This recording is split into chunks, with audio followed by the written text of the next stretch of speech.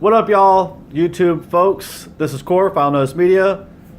This is Drew. We're bringing you a post-release review of Bird Box, which came out on the 13th of December, and The Mule, which came out on the 14th of December.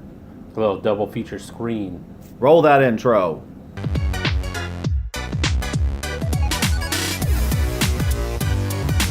Skip here to spoilers and skip here and there, that way if they want to. I don't even know if I'm going to do that, to be honest. Cool. It seems like a lot of effort. Bird Box. Bird Box. How did you feel about Bird Box? Well, Sandra Bullock has always been like a pretty good actress. She has. This movie was pretty mediocre. It was. And I guess the best way to survive is to just look into the sun. That's a plenty. I wish they would have hit that plot point. That would have been hilarious. Everyone's just outside looking at the sun. Oh, until they can't see anymore. Like, we're good. Yeah. But, yeah, Bird Box. OKEE.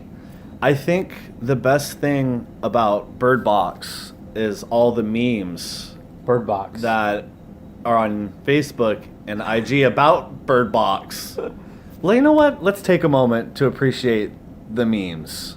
And here they are for you. Let's just do this for like a while.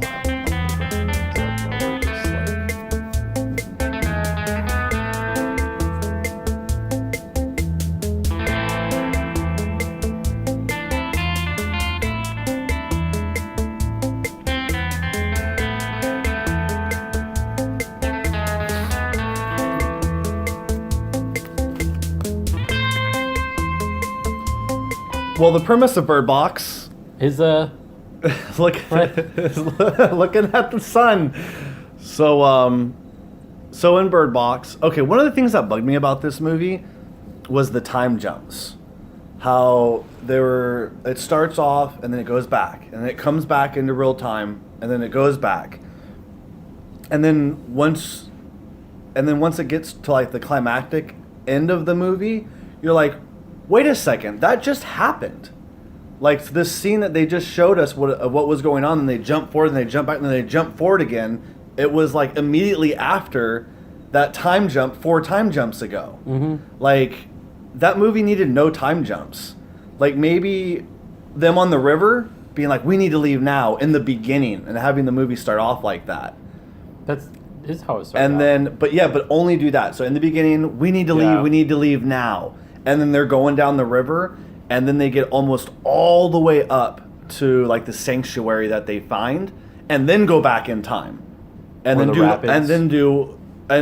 like from when she's still pregnant, and just do that whole chunk, and then have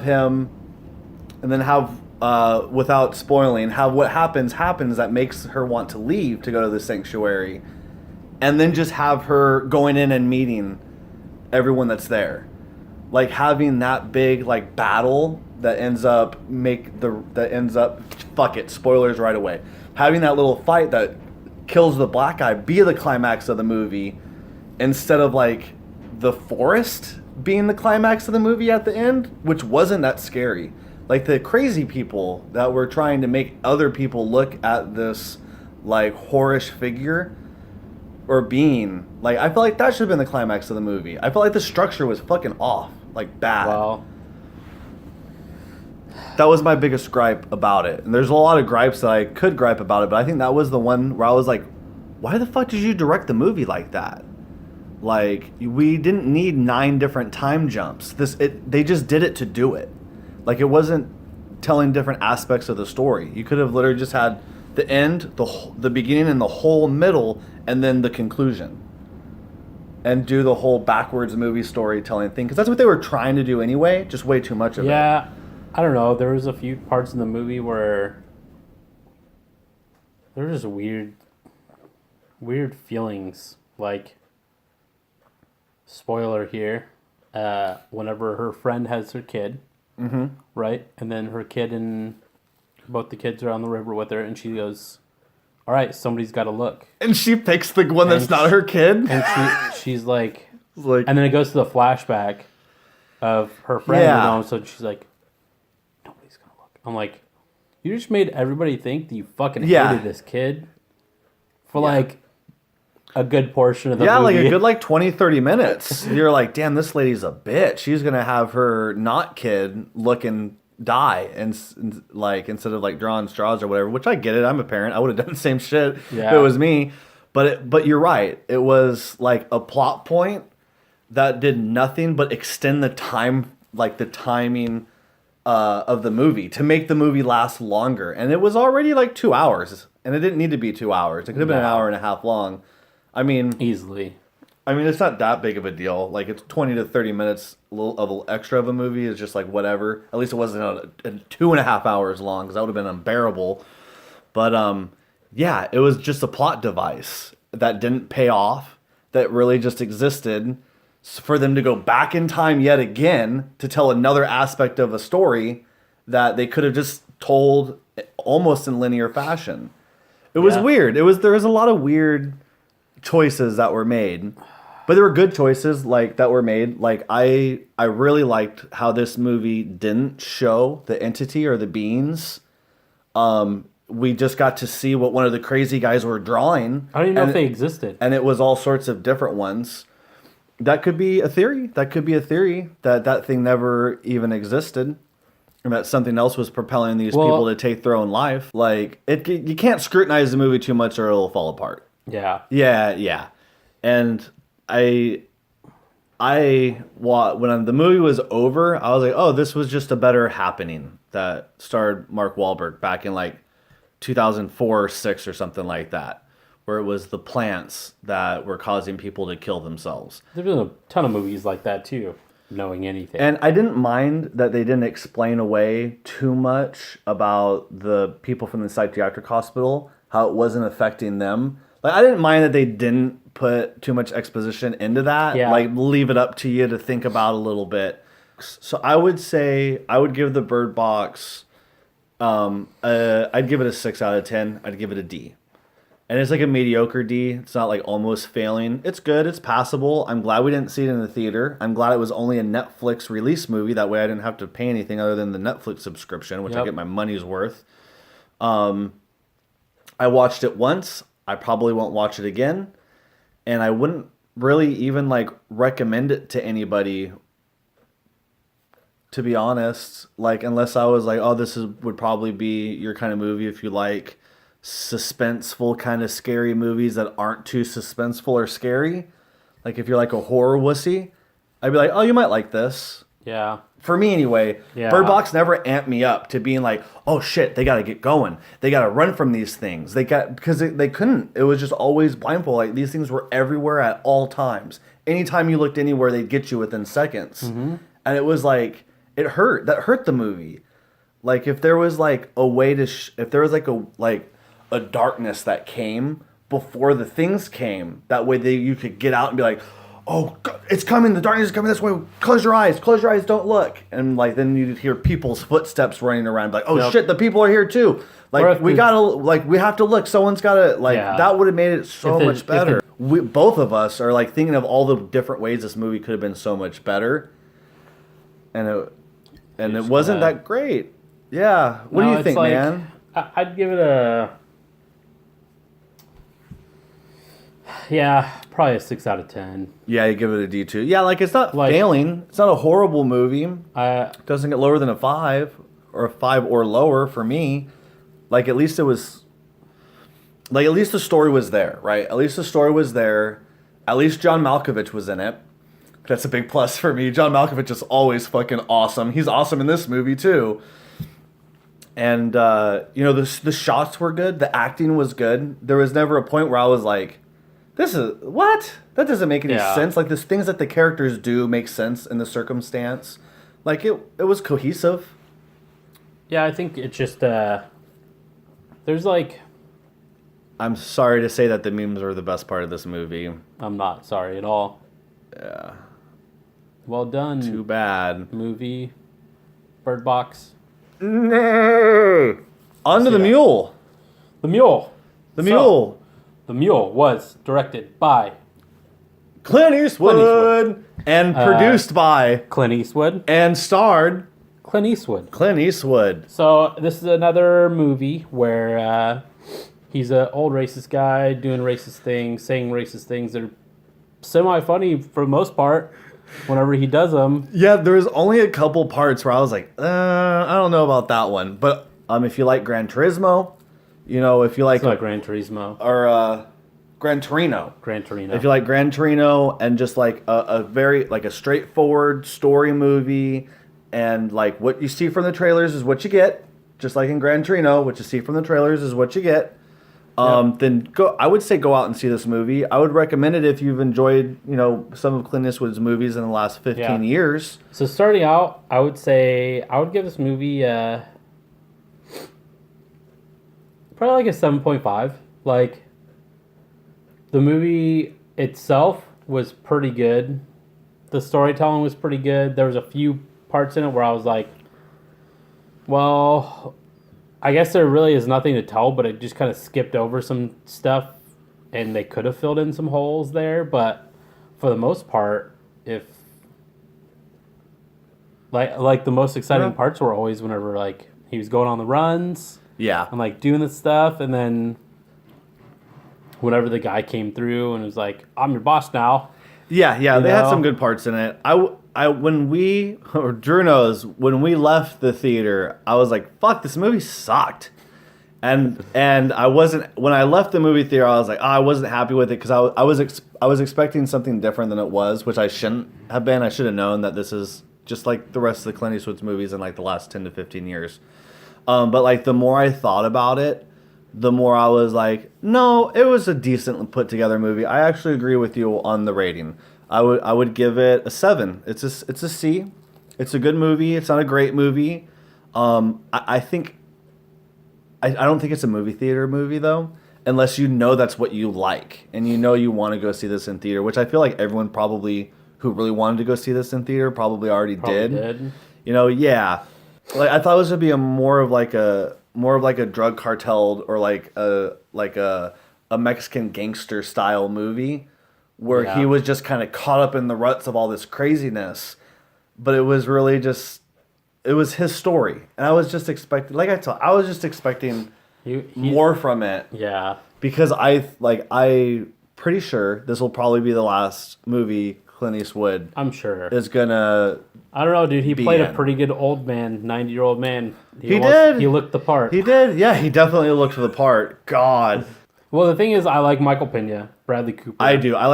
That's the one thing, Clint too, Eastwood. that I like about this cast is that, Clint Eastwood's a fucking legend. Let's not get wrong about this. Even though he's so old, it kind of like... It's harder for me to kind of like believe that this is the world that I'm being presented. You know what I mean? Like, it kind of breaks that aspect of storytelling to me because he's so freaking old. But all the supporting cast, and it's kind of like this in Bird Box too. The whole supporting cast was very good. Not that Sandra Bullock's not good. Was not that a good supporting cast. You don't think so? Her love interest, John Malkovich, the black dude, the annoying ass other pregnant lady. Like all the characters are really good characters. I guess.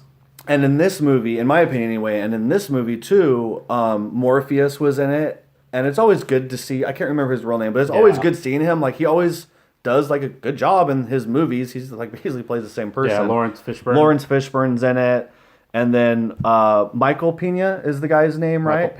Michael Pena. Bradley Cooper. Like, yeah, like all these. Allison Eastwood. Yeah, like all the supporting characters are all good actors in and of themselves. Oh, and then also, this movie had that same generic Mexican guy that's like in all, like he's in Training Day, he's in freaking Walking Dead in the first season. Right here? No, this guy, Noel, I can't remember his name. I've met him. I'll put his picture up. I can't pronounce his last name, but I've met him like twice, and he's the nicest fucking guy, dude. Like, he's one of the nicest, like, movie star, like, yeah, he's a movie star, fuck yeah, he is, that I've ever met. And he's super nice, and it cracks me up because he never gets a nice role. He's always the buttoned up fucking cholo. Yeah. That, it's like, oh man, like I wish they'd give him more roles. Was the other thing was Dude, like, even the people he was running the drugs for, the people he was meeting up with, like, weekly. Yeah. Or daily, they like started there's- liking him and shit. Like, in the Yeah. beginning, they were like, what the fuck? What's this old fucking guy, eh? And then, like, after a couple times, like, hey, all right, man, this is how you text, okay? You have this. And then he, like, puts the address in for him and shit. That was a funny, cute aspect of the movie that I didn't expect to happen. They're like, oh, shit, all these fucking cello gangsters are like, they're like, oh, hey, it's Papa. What were they? Tito. They were calling him Tito, right? Tata? Tata. Yeah, they were calling him Tata. That's right. And I was like, oh, that's funny that they're like, oh, hey, it's Tata. What's up, man? Did he got his new truck? Like, hey, oh, check out the new one, eh? I was like, oh, man, this is enjoyable. Like, yeah, like, that's what I would say about this movie, is it was an enjoyable movie. Yep. Like, I had a good time watching it. I think maybe why I'm just giving it, like, just an average 7, like a solid 7, not a low 7 or anything like that. Just a solid C movie. It's just a straight, this is the story, here you go, sit back, relax, and enjoy it. And you know me, I like fucking getting tricked and, like, having really good cinematography and music. And so, and, like, this, like, really didn't have much of that. Like, everything was good. The cinematography was good. There was no shots where I was like, fuck, that was a cool shot. Or like in Creed, when the whole fucking boxing scene is one shot. Yeah. Or like Baby Driver, when he's like going down the street and singing a song. It's all one fucking shot. And you're like, holy fuck, like that's some artistic talent right there. Like nothing stood out to me. But it was all good. There wasn't no shots where I'm like, I can't fucking see what's going on. Right. Or, you know, like, yeah, like it was just a very mediocre movie for me. I wouldn't call it mediocre. You wouldn't, yeah. No, I'd say it was a like pretty decent movie with a decent storyline, decent storytelling, all good characters. Like everything about the movie was I'll replace that. Not mediocre, decent. I agree with everything you're saying. Yeah, like, everything on there was decent. Like everything was what it was supposed to be, and there was no like fault of the movie. There was no hole in the movie where I was like, oh. Was Bird Box better than The Mule? No. I don't think so either. Not even a little bit. I don't think so either. But I know I wouldn't watch The Mule again unless someone like wanted to. And I was like, all right, fine. But I know I would show somebody Bird Box if I knew they kind of like had like a liking to that kind of thing. But that's not, I'd show The Mule to somebody that had a liking to that kind of thing too, though. Yeah. I would just be like, Bird Box, don't waste your time. The Mule was a decent movie. I would go watch it. Yeah. I think Bird Box is like having a hard time because a lot of people are hyping it up, and it's not a movie worthy of such hype. No. Like there's Why do people hype it up so much? I don't know. I don't get it. I think it's because movies fucking suck so much nowadays that anytime something irregular comes out, they're like, oh my god, it's not an Avengers movie? Bumblebee, the 9th fucking installment of Transformers at this point, that like something comes out that's different than everything else. And everyone's like, oh my god, this movie's so good, when it's really not that good. It's just different than all the other crap that's been coming out lately. Which sucks because we've exhausted all those things. Yeah. At this point, the only place we have to go is to show real death on TV. I don't know. I probably won't watch it either. But that's it from us, guys. Yep. So take a look at these movies. Let us know what you think. And we'll see you next time. Oh, yeah. Like. Comment. Subscribe. We'll see you next time. Halt.